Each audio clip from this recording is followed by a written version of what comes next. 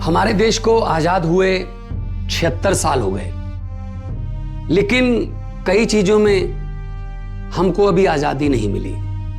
जैसे कि सरकारी दफ्तरों में दुश्वारियां, परेशानियां, बदइंतजामियां। हमने आजादी की जंग इसलिए लड़ी थी ताकि हमारी आने वाली पीढ़ियों की जिंदगी आसान हो सके, ना कि इसलिए कि वो जगह जगह पर सरकारी दफ्तरों में धक्के खाएं, परेशानियों का सामना करना पड़े।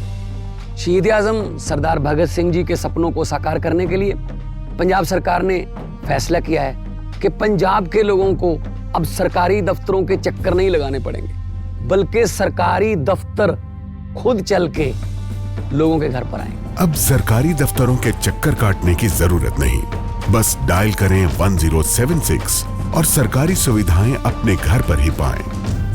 पंजाब की भगवंत मान सरकार आपके द्वार। स्वर्गीय पूर्व प्रधानमंत्री अटल बिहारी वाजपेयी की जयंती पर सोमवार को सिरमौर जिले में कई स्थानों पर कार्यक्रम आयोजित किए गए। इस दौरान भाजपा कार्यकर्ताओं ने भी पूर्व प्रधानमंत्री को श्रद्धा सुमन अर्पित किए। इस अवसर पर भाजपा जिलाध्यक्ष विनय गुप्ता ने कहा कि स्वर्गीय पूर्व प्रधानमंत्री अटल बिहारी वाजपेयी एक दूरदर्शी नेता थे और उनके समय में कई ऐसी योजनाएं शुरू हुई जो आज भी चल रही हैं और गरीब तबके के लोगों को उसका लाभ मिल रहा है। साथ ही उन्होंने कहा कि अटल बिहारी वाजपेयी सभी दलों को साथ में लेकर शासन चलाने वाले कुशल राजनीतिज्ञ थे और इसके कई उदाहरण आज भी देश के सामने हैं।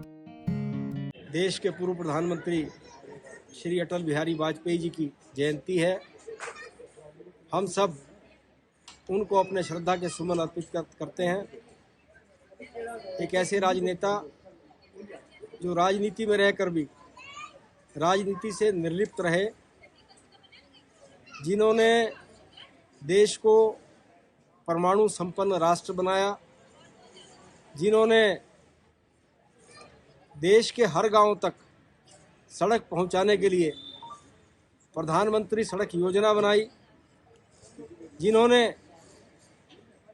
किस प्रकार से मिलीजुली सरकार चल सकती है, लोकतंत्र को बचाने के लिए जिन दलों के साथ मतभेद भी थे, उनके साथ मिलकर एक शानदार सरकार चलाकर दिखाई, जिन्होंने इमरजेंसी का विरोध करते हुए जहां